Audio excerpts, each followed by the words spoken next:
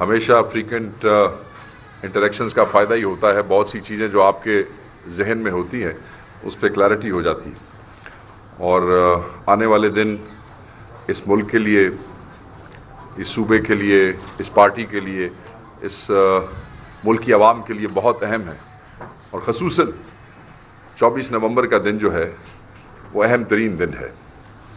آج توشہ خانہ 2 کیس میں عمران خان صاحب کی ضمانت جو ہے وہ منظور کی گئی ہے. اور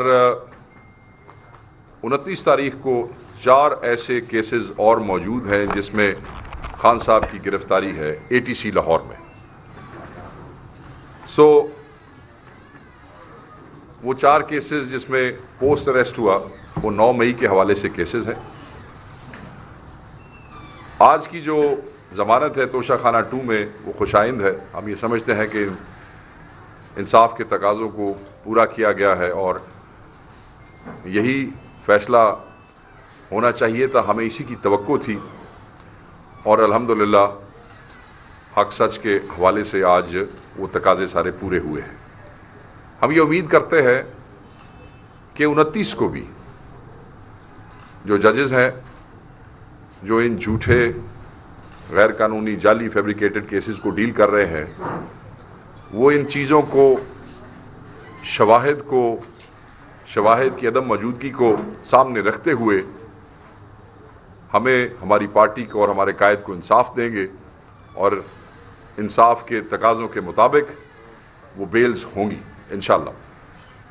ہم یہ سمجھتے ہیں کہ حکومت کو کسی بھی قسم کا رخنہ پیدا کرنے کی کوشش نہیں کرنی چاہیے، کیونکہ اگر ان نیسیسری رخنے پیدا کیے گئے ان جعلی کیسز کے حوالے سے تو چیزوں میں بہتری نہیں بلکہ خرابی آئے گی.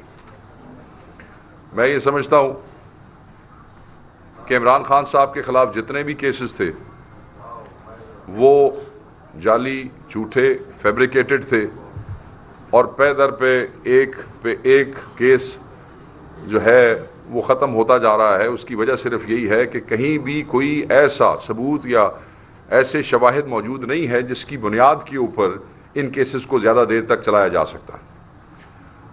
ویسے تو 250 کیسز ہیں اور وہ سارے جعلی کیسز ہیں، مگر سائفر، القادر اور یہ سارے کیس آپ دیکھ لیں کہ ان کا کیا سلسلہ ہے اور کیا ہوا ہے.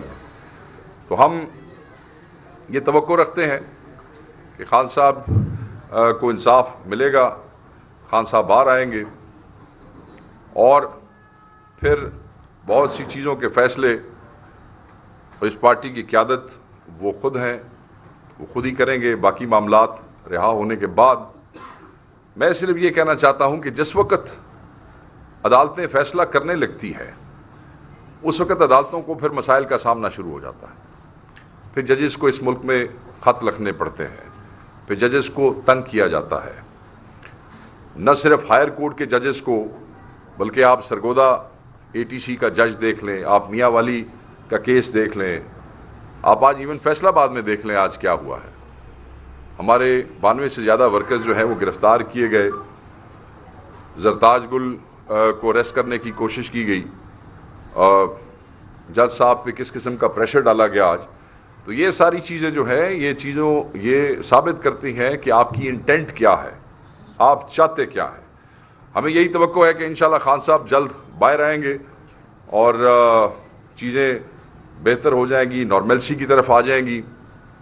24 کی کال ویسے ہی ہے جیسے تھی.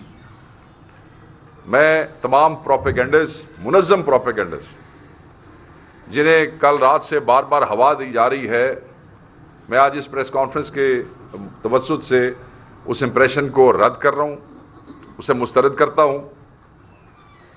میری ابھی چیف منسٹر صاحب سے بھی گفتگو ہوئی ہے، وہ بھی خان صاحب سے ملاقات کر کے آئے ہیں. 24 کا احتجاج اتنے ہی زور و شور سے ہوگا، 24 کا لانگ مارچ اتنے ہی زور و شور سے ہوگا جس زور و شور سے اس کا اعلان کیا گیا تھا، جس زور شور سے اس کی تیاریاں پورے پاکستان میں چل رہی ہیں. ہم یہ سمجھتے ہیں کہ جو ان ایزینس اور فرسٹریشن ان کی نظر آ رہی ہے اس کا کوئی فائدہ نہیں ہوگا اس میں یہ لوگوں کو پرووک کر رہے ہیں.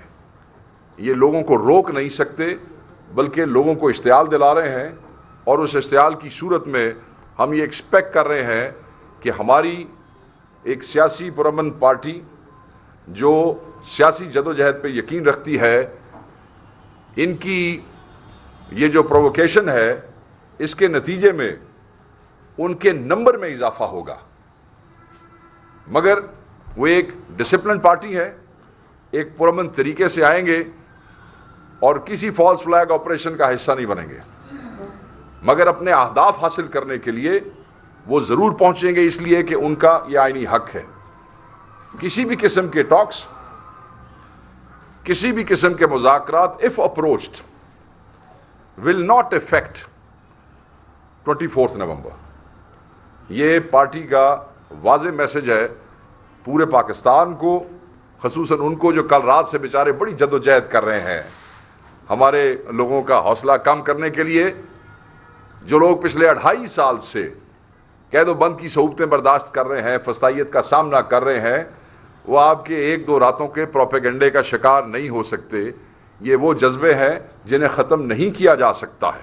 انشاءاللہ تعالی کے پی سے, پنجاب سے, بلوچستان سے, سندھ سے, کشمیر سے, گلگت بلتستان سے اس دفعہ آپ کو اتنے بڑے بڑے قافلے ملیں گے. صرف ٹرانسپورٹ بند کر دینا, لوگوں کو ڈیٹین کر لینا, لوگوں کے گھروں میں جا کے توڑ پھوڑ کرنا, یہ نیو نارمل بن چکا ہے پاکستان تحریک انصاف کے ورکر کے لیے. تو یہ نہ ان کو ڈسٹریکٹ کر سکتا ہے, نہ انہیں ڈرا سکتا ہے. یہ خوف کے بت جو ہیں لوگوں نے 8 فروری کو توڑ دیے تھے, اس کے بعد سے وہ اس کا مقابلہ کر رہے ہیں. اور اب کیونکہ یہ حتمی کال ہے, فائنل کال ہے, انشاءاللہ تعالی تمام کے تمام دوست پہنچیں گے. یہ جنگ صرف عمران خان صاحب کی یا پاکستان تحریک انصاف کی اکیلی جنگ نہیں ہے. یہ 3 اہداف جو ہیں اس میں سے خان صاحب کی ذات کے حوالے سے کوئی بات نہیں ہے. یہ جنگ پورے پاکستان کی ہے, یہ آئین کی جنگ ہے, قانون کی عملداری کی جنگ ہے. سو ہم یہ سمجھتے ہیں کہ کیونکہ یہ لڑائی سارے پاکستان کے عوام کے حقوق کے لیے ہے, اس لیے ہم ایکسپیکٹ کرتے ہیں کہ صرف تحریک انصاف ہی نہیں بلکہ اس ملک میں ہر شعبہ زندگی سے تعلق رکھنے والے لوگ ہمارے ساتھ اس جدوجہد میں, اس مارچ میں اسلام آباد جانے کے لیے شامل ہوں گے. اور جتنی بڑی تعداد میں یہ ہمارے ساتھ پبلک ایٹ لارج شامل ہوگی, اتنی ہی جلدی اہداف حاصل انشاءاللہ تعالی ہو جائیں گے اور اس میں آسانیاں پیدا ہوں گی.